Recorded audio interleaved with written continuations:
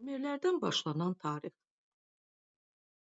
Şumerlər dünya xalqları arasında yazı, elm, təhsil, təsərrüfat və digər sahələrdə ilklərə imza atan xalq sayılır. Tarixdə ilk dəfə dövlət quran, idarəetmə sistemi yaradanlardan biri də məhz onlardır.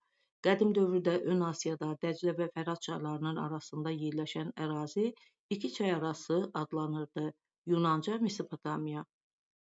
İki çay arası isti iqlimə malik ərazi olmuşdur. Yayda isti bəzən 50 dərəcəyə qalxırdı. Bu bölgədə yağışlar az olurdu. Ərazidə insan cəmiyyətinin inkişafı üçün möhkəm ağac, daş və zəngin metal yataqları da yox idi.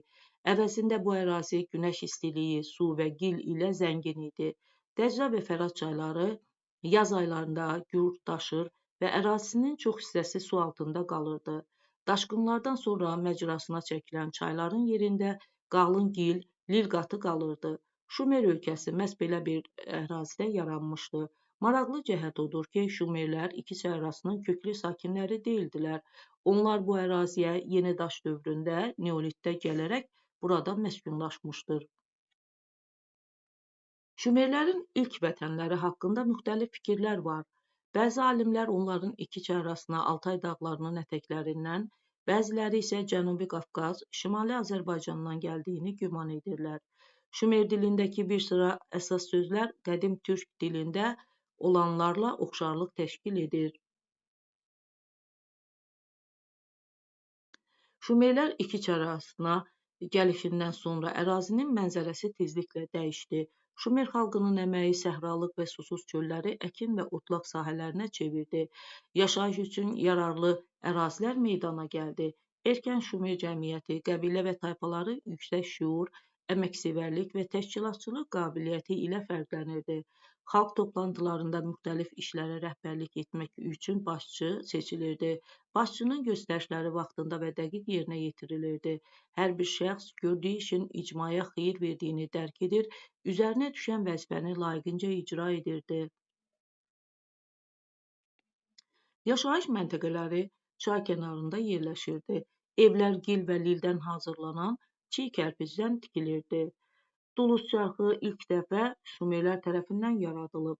Heyvanları qamışdan hörmə tövlələrdə saxlayırdılar. Şumerlər çay daşqınlarından qorunmaq üçün bəndlər düzəldir, suvarma kanalları, arxlar çəkir, su ehtiyatı yaradırdılar. Bunun sayəsində onlar daha çox torpağı əkib becərə bilirdilər. Şumer əhalisi buğda, arpa, tərəvəz yetişdirir, qoyun və inək saxlayırdı. Duluz çarxı əsasında təkər icad edən Şumer ustaları araba da düzəltməyi bacarmışlar. Araba müxtəlif heyvanlara qoşulurdu. Arabalar insanların işini yüngülləşdirirdi. Artıq onlar ağır yükləri uzaq məsafəyə daşıya bilirdilər. Xurma palması hündür, qalın gövdəli olmasına baxmayaraq, həm tikinti üçün, həm də oduncaq kimi yararsız idi. Onun əsas keyfiyyəti yüksək kalorili meyvəsinin xurmanın olması idi. Bacarıqlı Şumer əhalisi bu bitkidən də səmərəli istifadə edə bilirdi. Onlar tarlada işlətdikləri zaman istidən qorunmaq üçün palmanın yarpaqlarından baş örtüyü düzəldirdilər. Xurma çəyirdəkləri yağlı olduğundan yaxşı yanırdı. Uzaq məsafəyə odu aparmaq lazım gələndə çəyirdəklərdən köz kimi də istifadə edirdilər. İşin düzgün təşkili, birgə fəaliyyət, əmək alətlərinin təkmilləşdirilməsi məhsuldarlığın artmasına səbəb oldu. Məhsulun artıq qalması onu mübadilə etməyə, dəyişməyə imkan verdi. Qəbilə və tayfanın daxilində sənətkarlar, tacirlər və dini məsələlərlə məşğul olan kahinlər meydana gəldi. Şumerlər eradan əvvəl 4-cü minilliyin əvvəllərində mis filizini yüksək temperaturda qızdırmaqla təmiz mis əldə edə bildilər. Onlar əridilmiş mis, qızıl və gümüşü qəliblərə tökərək müxtəlif silah və bəzək əşyaları hazırlamağı bacarırdılar. Eradan əvvəl 4-cü minilliyin ortalarında Şumer sənətkarları tunc əldə etməyi öyrəndilər. Şumer şəhər dövlətləri. Təsərrüfatın bütün sahələrinin, sənətkarlıq və ticarətin inkişafı əhalinin sayını sürətlə artırır, iri yaşayış məskənləri yaranırdı.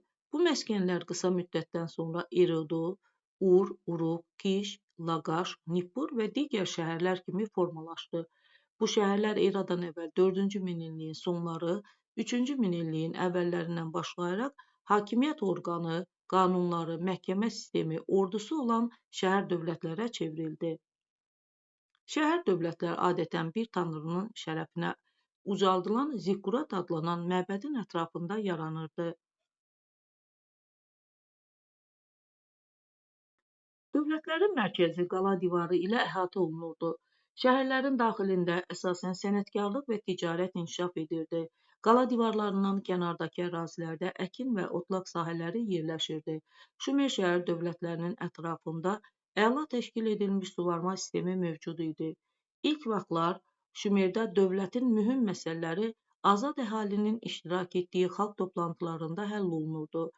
Şəhəri və dövləti idarə edən ağsaqqalları və başçı sayılan En adlanan kahin xalq təyin edirdi. Sonralar şəhərin təsərrüfat həyatına, suvarma, məbəd tikinti işləri və s. rəhbərlik etmək üçün Ensa adlanan vəzifə yarandı. Müharibə təhlükəsi yarananda əhali hökmdar və hərbi başçı Luqal seçirdi. Əvvəllər suvarma kanalları, çay vadiləri üstündə başlanan toqquşmalar sonradan müharibələrə çevrildi. Müharibələr iki çay arasında hakimiyyətə sahib olmaq uğrunda aparılırdı. Müharibələr artdıqca Luqalların hakimiyyəti möhkəmlənməyə başladı. Onlar En və Ensi vəzifələrini öz əllərinə alır, hakimiyyətlərini öz övladlarına ötürürdülər. Xalq idarəçiliyi bir şəxsin hakimiyyəti ilə əvəz olunurdu. Hakimiyyət bir nəslin əlində cəmləşirdi. Yüzilliklər boyu davam edən müharibələrdə üstünlük bir şəhər dövlətdən digərinə keçirdi. Lakin heç bir Şumer şəhər dövləti iki çay arasını bütünlüklə özünə tabe edə bilməmişdi. Müharibələr şəhərlərin, təsərrüfatın dağılmasına, Şumerlərin bir xalq kimi azalmasına səbəb oldu. Nəticədə Ərəbistan yarımadasından gələn tayfalar Şumer şəhər dövlətlərinin ərazilərini ələ keçirdi.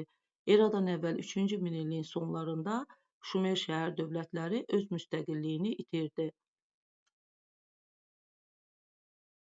Şumer mədəniyyəti şəhərlərin yaranması mədəniyyətin sürətli inkişafına təkan verdi.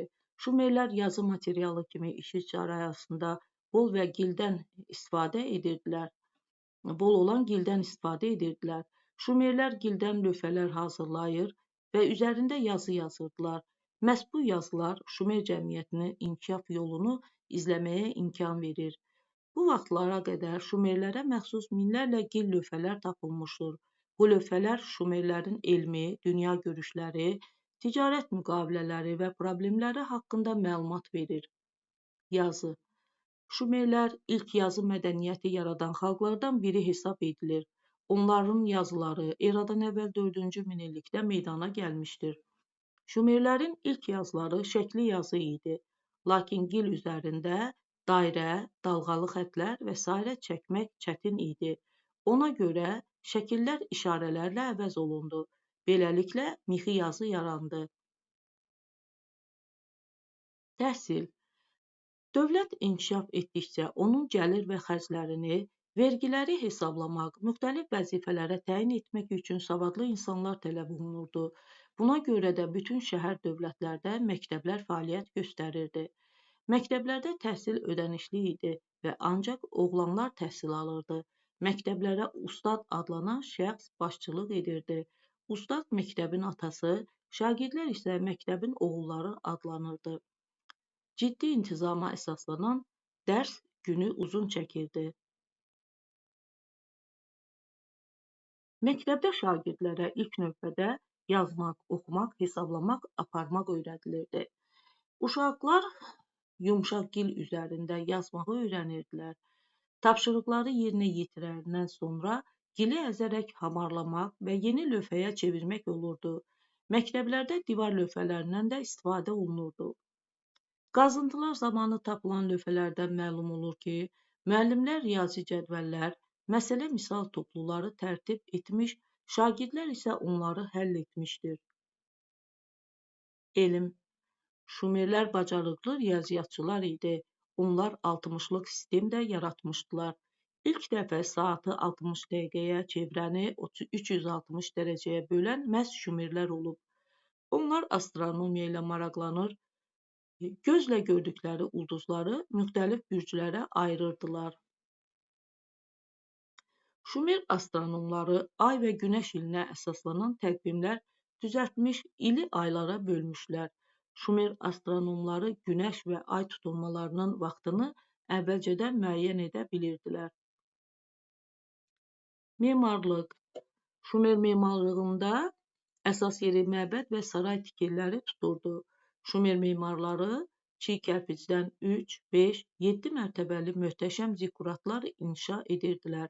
Məbədlər düzbucaqlı formada olsalar da, yan divarları maili olur, tikiliyə gözəllik verirdi. Məbədin yuxarısında yerləşən ibadət evindən astronomik müşahidələr aparılırdı. Şumer heykəltaraşları daş və mərmərdən hökmdarların heykəllərini düzəldirdilər. Uruq məbədində tədqiqat aparan alimlər kərpiclərin rənginə görə tikilinin aşağı 2-ci mərtəbəsinin qara, 3-cü mərtəbəsinin qırmızı, yuxarı mərtəbəsinin göy, damının qızılı rəngdə olmasına diqqət yetirdilər. Bu Şumerlərin dünyanın quruluşu haqqında təsəvvürlərindən irəli gəlirdi. Qara rəng yeraltı dünyanın, qırmızı torpağın və yerin, göy səmanın, qızılı isə günəşin rəmzi idi. Sənətkarlıq. Şumer ustaları qəlb tökmə, lehimləmə və döymə üsullarından istifadə edə bilirdilər. Bu sənətkarlar yüksək ustalıqla qızıl və gümüşdən müxtəlif əşyalar, möhürlər hazırlayırdılar. Ədəbiyyat. Dünya tarixində yazıya alınmış ilk dastan, Gilgameş haqqında dastan Şumerdə yaranmışdır. Dastan çox məşhurlaşmış, hələ qədim dövrdə, eradan əvvəl 2-ci minillik, müxtəlif dillərə tərcümə olunmuşdur.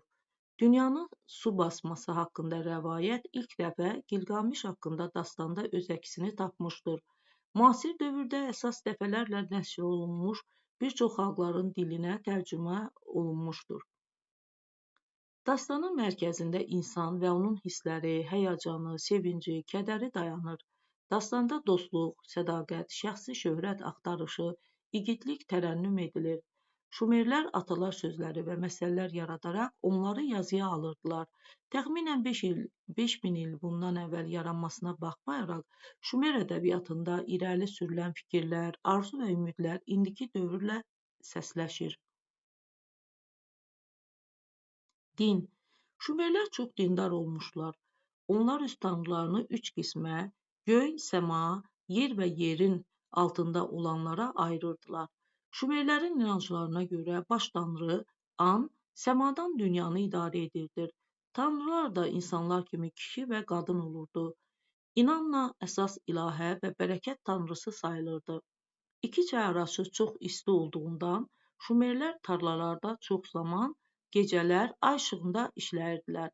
Buna görə onlar ay tanrısını sevir və ona xüsusi sitayiş edir, qurbanlar verirdilər.